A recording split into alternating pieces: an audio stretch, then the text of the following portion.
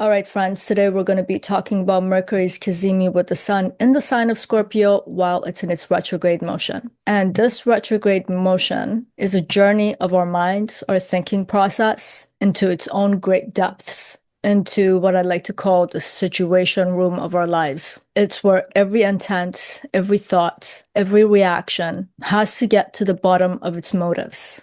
It's very much a time for us to become aware of our emotions, our subconscious, and where our needs and our desires are coming from. And I want you to realize this moment of Mercury's Cazimi, it's not starting its story in the sign of Scorpio. The story began in September, when Mercury made its first connection with the Sun and formulated that Kazimi in the sign of Virgo while it was still direct. And this was right around the solar eclipse. And that was the Sun instructing Mercury, the Mercury within us, to gain some greater clarity, to simplify things, to understand our lives. It wanted us to be a little bit more logical, systematic, methodical. And we really thought at that time that if we do this, we can gain some greater meaning in our life. So we tried planning, analyzing, and we did this while Mercury went through the sign of Libra, and then it went into Scorpio for the first time, and then into the sign of Sagittarius. But as soon as Mercury got that connection with Mars in the sign of Sagittarius, on November 9th, we saw that we have arrived to the edge of our knowledge in terms of how we can resolve these issues and problems in our lives the way that we were instructed to do it in the sign of Virgo. A lot of us saw that we're actually trying to resolve our problems through reacting to problems rather than truly solving them from the depth and the bottom of it. So since September, we've been living through a lot of friction rather than deep insights that could move us forward. And that conjunction with Mars in Sag really revealed this. For instance, it showed us that our mere beliefs can't just carry us forward. That conviction without inner truth will collapse. And a lot of us heard that inner voice inside, that I just can't trust my inner certainty, because no matter how hard I'm trying, there's a lack of correspondence between how I feel internally and what's happening externally. So Mercury was, if we were to put this in a narrative, Mercury's thinking to itself, all right, I need to descend back into the sign of Scorpio to figure out the depth of things. And a lot of this Kazimi with the Sun is about getting some sort of an illumination and clarification to understand the fracture and to be able to resolve it. We're realizing that we can't keep a distance in solving our problems. We have to re-enter experience, let it be very visceral, feel it, so that we can get some deeper meaning out of things. Thinking alone is actually getting us into more problems at the moment. And again, that's because we need to understand our motives, our intents, the depth of our real interests,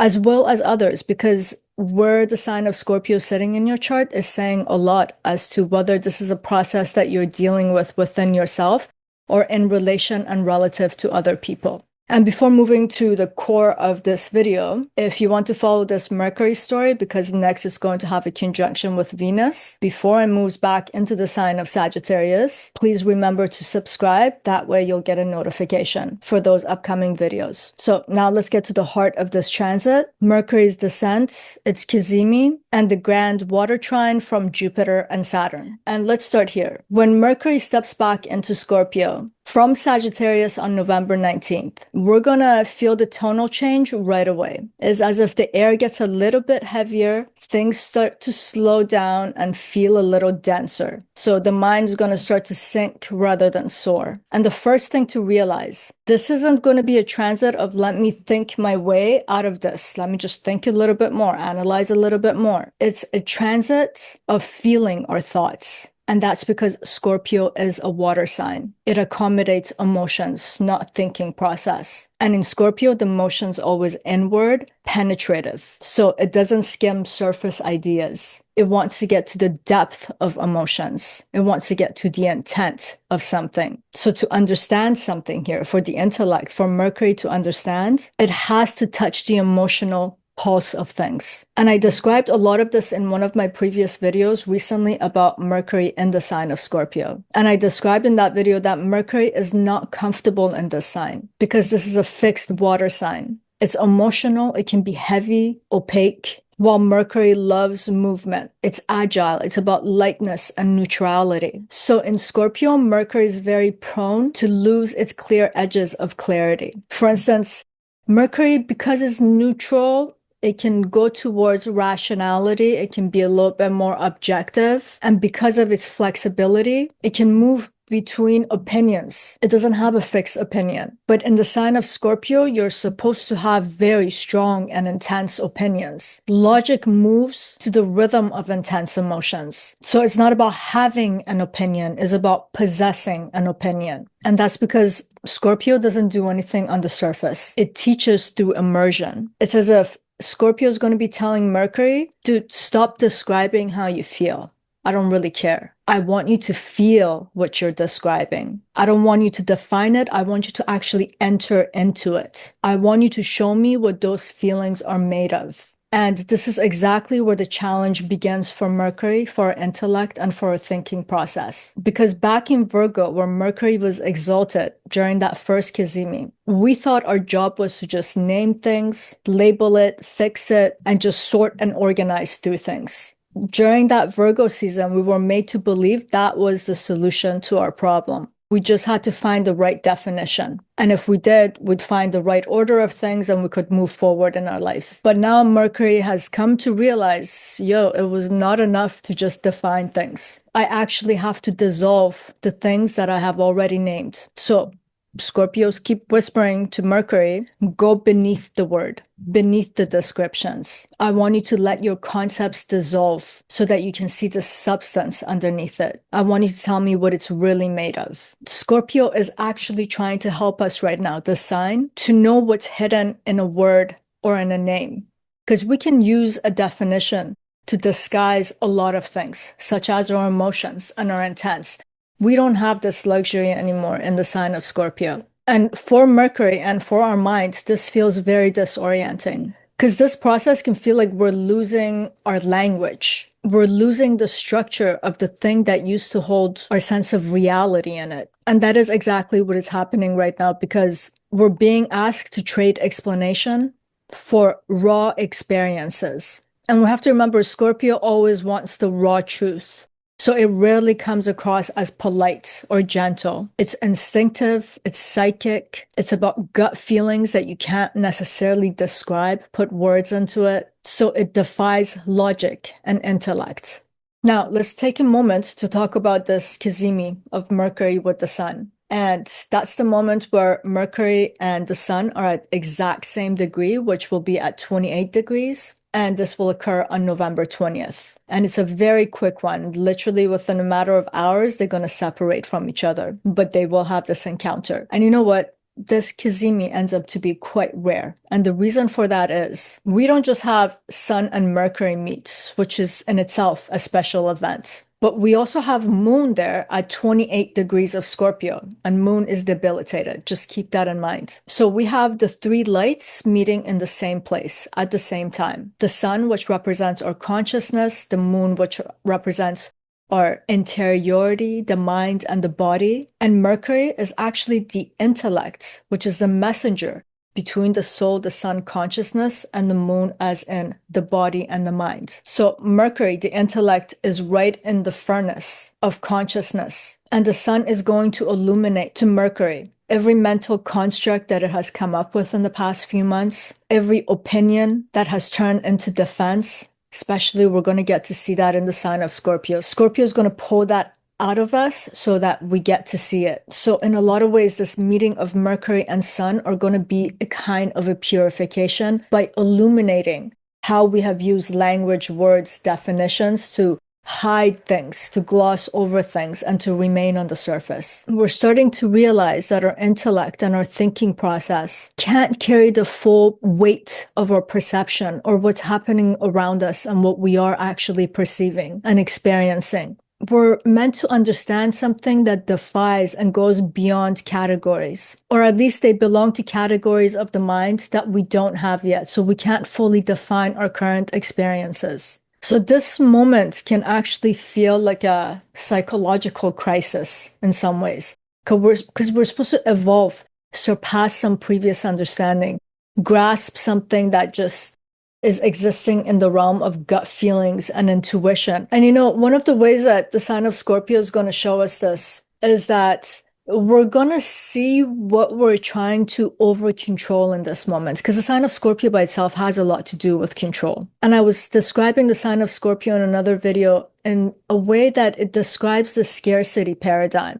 So we're going to be facing fears of the things that we don't have, things that we can't do, the way that we try to keep things a secret or hidden, obscure things. And in a lot of ways, this is our method of rationalizing things, just to have some sense of artificial order in the face of uncertainty or the things that induce fear. But Scorpio is going to force Mercury, is going to force us to go beneath the surface. And this Kazimi is about burning pretenses that we use to protect us. So in a lot of ways, both the sun here and the function of Scorpio is for us to face our fears and to get to the hidden truth underneath it. Both the sun and the sign of Scorpio are telling Mercury right now, is telling us and the way that we think, you cannot think your way throughout this anymore. You have to go in and you have to feel it, because this is the moment for us to understand our emotional truth. And let's talk about the moon for a second, with the moon being there and being debilitated. We generally feel exposed in the situation that I've been describing so much. And because the moon is there and moon is such an emotional and a feely planet,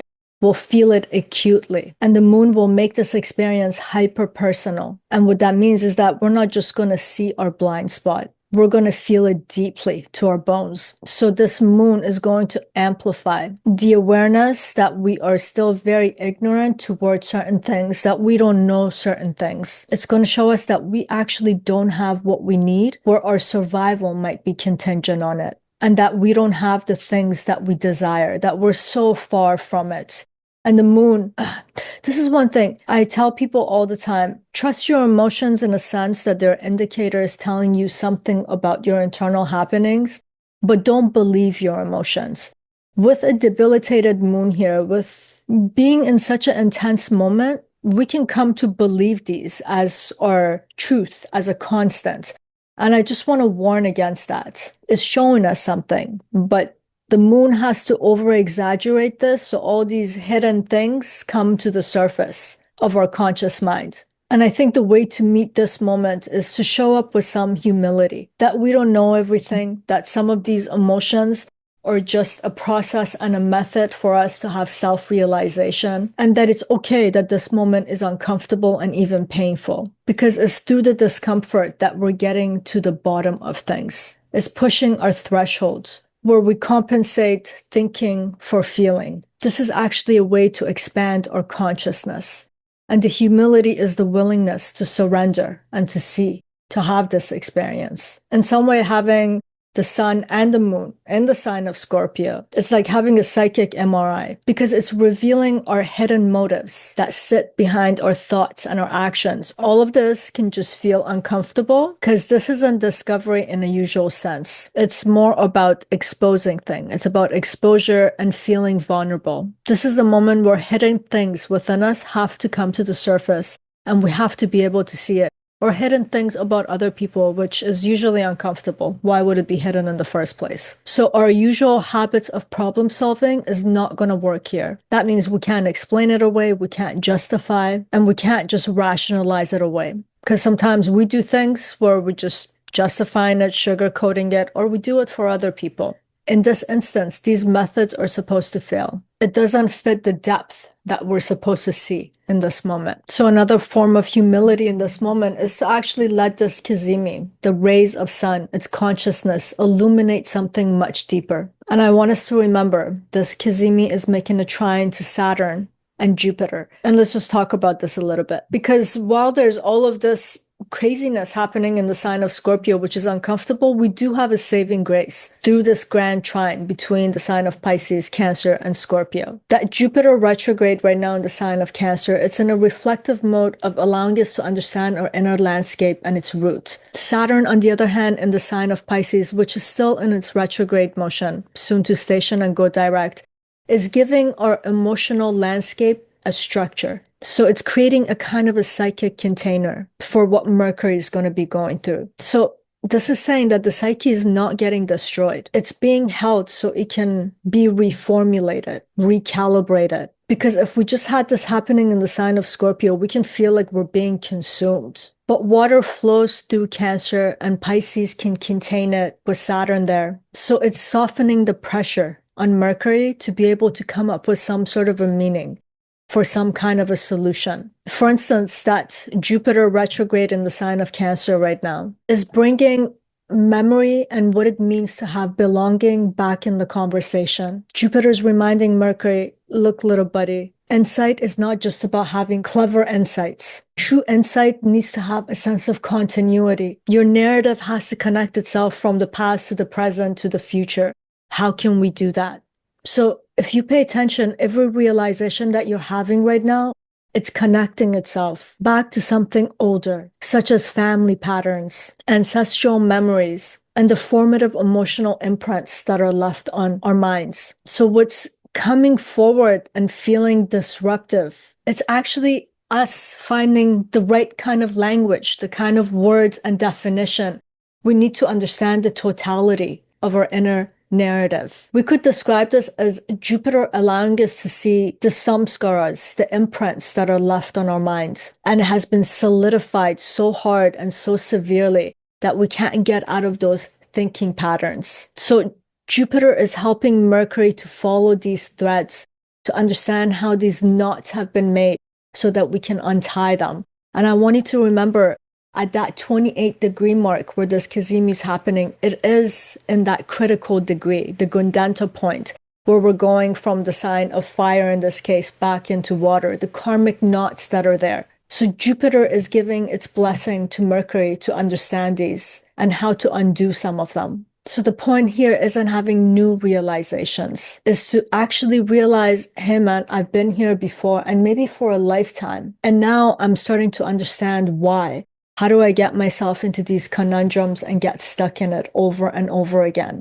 How do I untie this so I'm not here again? That's why we can't rationalize things right now and justify things. We need to get to the work of actually undoing things that prevent us from forward movement in our lives. And on the other hand, we have Saturn, and Saturn's helping us structure this recollection. So it's not just like an insight that comes and then poof, we forgot that thought, because that's the nature of thoughts. They might be the most profound thought, and we thought like, oh my God, we just had a life-changing thought, and then we go home to write it down and we can't remember it.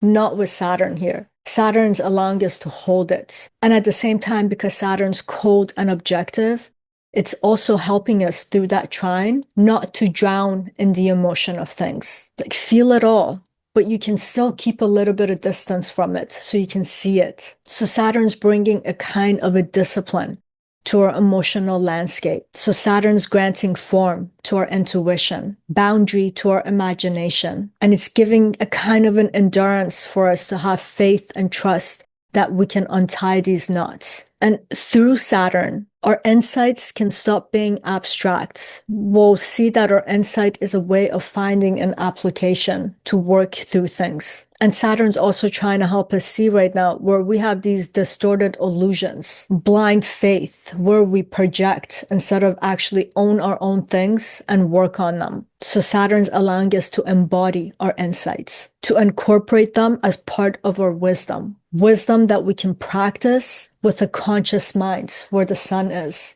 So the three of them here, this grand trine, is saying something about our emotional intelligence getting deeper, growing, making sense. And yes, we might initially feel like we're going into the depth of our own chaos or other people's chaos, but this is just a method of exposure so that we get clarity from the depth of things. And this is how the mind can eventually get a sense of coherence, a sense of continuity in terms of where it is, where it's coming from, and where it intends to go. So what's really happening here is that the psyche is being condensed under Scorpio's fixed pressure, is being distilled. What we're getting here right now, it's something like vapor rising from boiling water. Our mental patterns are under compression. And the trine is actually acting as a cooling chamber where new clarity can condense from it. We're learning to think with feelings, with relevant feelings, corresponding feelings. without being ruled by it or without drowning in it. So this is the alchemy of water, that water grand trine that's happening, which is a pressure that refines. It's the kind of containment that's allowing us to hold everything, to process through it, so that we can eventually liberate ourselves from the way that we usually drown in it, get lost in it, and drag other people and drown them with us. And we have to remember all of these three water signs. The water element is related to moksha. So we're facing a lot of uncomfortable truth so that we can be liberated from the lies that we have brought in to be able to survive. And one of the gifts of this grand trine is to allow Mercury within us to understand that true wisdom is actually not born out of control. It comes from the courage in allowing consciousness to flow forward in its own natural shape without all the scars and the imprints that are left within it. It's us getting a glimpse of our inner depth, our inner truth. The sun representing the soul is trying to reveal something about the depth of our soul to us at this moment. And life, so many things can happen in life that obscures this. So this grand trine is about understanding the truth and the soul of things, the soul of us. And to bring this video to its closing, and something that we really have to understand is that the intellect and emotions cannot act as opponents of each other. We shouldn't use thinking process to overshadow emotions, or for emotions with that moon they're debilitated to rise up so high that we can no longer think through things. In reality, they're a mirror of each other, and they can actually refine each other through tension. And that's why I was saying earlier, we do not have to believe every emotion and thought, but rather to see how they correspond, how they're dancing. And that in itself holds a lot of revelation for us. Insights, deep insights. This transit is also showing us how we use language, where we actually, when we pay attention to it, the language is not revealing any kind of a truth. It actually doesn't hold meaning. That words can be patterns of our habits rather than an expression and articulation of something that's authentic and true. So through the exposure of the sun here, we can start to see these habits. And because we can see, new meaning can emerge, a new depth can come to the forefront. And you know what? If you find yourself in absolute silence, let the silence speak. If conversations want to unravel, let them unravel. Don't try to just talk over it or over someone else, trying to justify and rationalize things. That's a form of gaslighting yourself and other people in this moment. There's something much deeper happening underneath, and we have to give that a little bit of breathing room to expose itself. And by early December, Mercury is going to start to gain speed again. So that means we're going to come out of this. And the point is that we come out more whole, more authentic, with greater clarity. We're going to come out less fearful, if we're at our best, fearless. In terms of expressing our inner intensity or emotions, we have correspondence of thoughts and emotions. And think about it, when you're in the sign of Sagittarius and you want to talk about your convictions, they're only true if there is such a correspondence. So this is all about less of projecting ourselves and projecting our shadows, and more about understanding things that are deep within but are consciously informing the conscious mind, how the subconscious informs the conscious mind. So Scorpio's defiance here, and I've talked a lot about Scorpio's defiance in the recent Scorpio videos that I've done. It's not just for its own sake to be defiant. Right now, Scorpio's defiance is about us saying, I will no longer live with half-truths. And with Mercury here right now, Mercury, by the end of this, is supposed to declare itself and say, I will no longer think what I do not feel.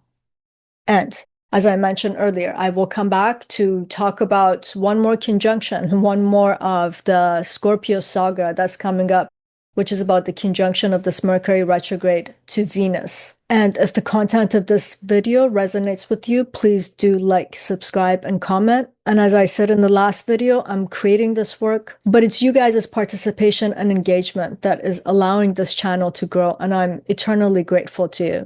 And if you want to get to the depth of your own placements, you can go to the link in the description box below or to parisayazi.com for more information. And I do want to bring something up before I actually close this video. And that is, My teacher, the person that I started to learn astrology from, is Victor. And in the past month, we've been going back and forth. He has spent quite a while now finishing a report that he has. And I had the privilege of having the finished product and the report about my own chart, which is about the true meaning of signs. So he has gone through enormous amount of complicated calculation to tell you what are the most prominent signs in your charts. And he has ranked them and he has given them extensive interpretation. And he has also explained why certain signs rank higher than other and are so powerful in your chart. And I just wanted to tell you guys about this. I'm going to put the link to his reports in the description box below. I highly encourage you guys to check it out if you want to get a self-understanding of what the signs mean in your charts. It's a powerful report that he has put together. And you guys can also check him out on his channel. So it's YouTube/Victor.